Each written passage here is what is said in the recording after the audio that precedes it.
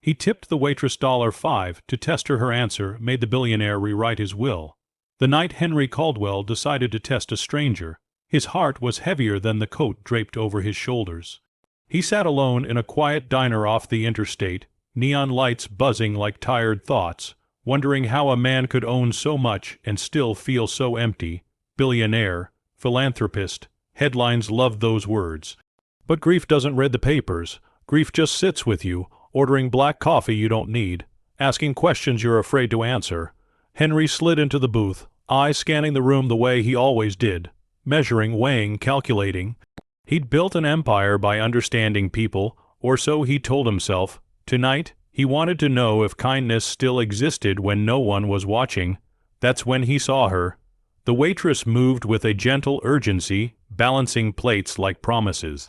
She smiled at everyone, not the rehearsed kind, but the kind that reached her eyes. Her name tag read Lena.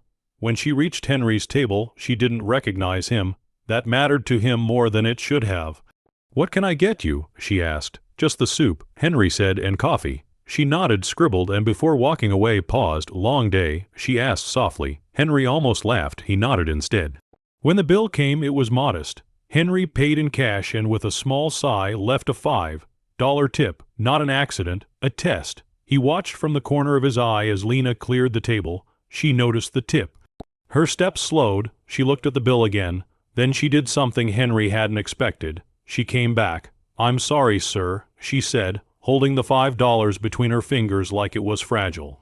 "I think there's been a mistake." Henry looked up. "No mistake." She hesitated. "Your meal was $32, this tip." "It's okay if that's all you meant. I just wanted to check." Henry shrugged.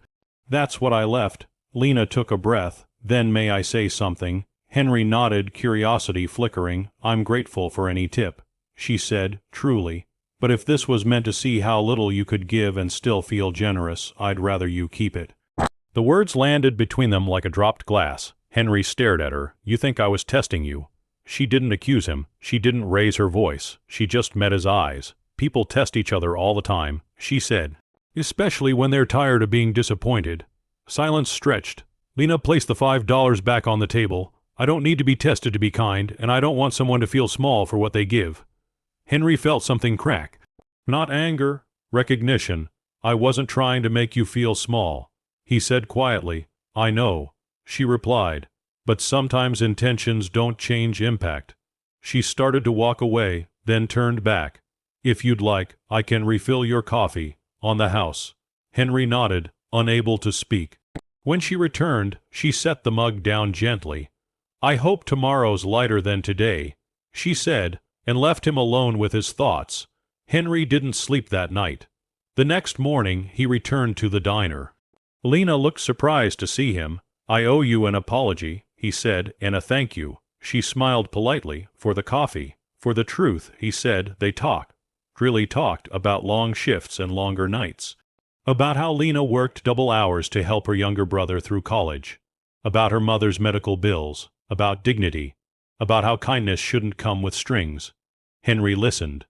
For the first time in years, he didn't feel like the smartest person in the room. Before leaving, he tipped her generously. She tried to refuse, he insisted. But this time not as a test, as respect. Weeks passed, then months. One afternoon, Lena received a letter, thick, official. Confusing.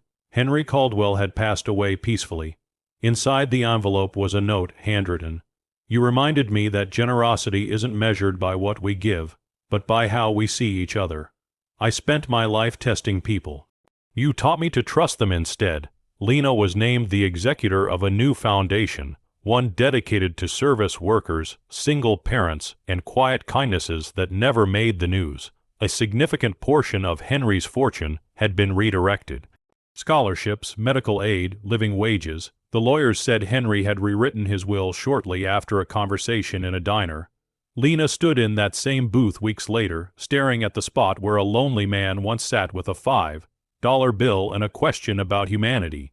She whispered a thank you, not for the money, but for the reminder that her voice mattered.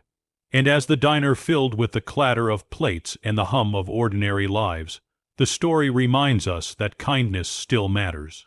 Not the loud kind, not the performative kind, but the quiet courage to treat each other with dignity even when no one's watching. Because sometimes the smallest moment, an honest answer, a returned tip can change everything.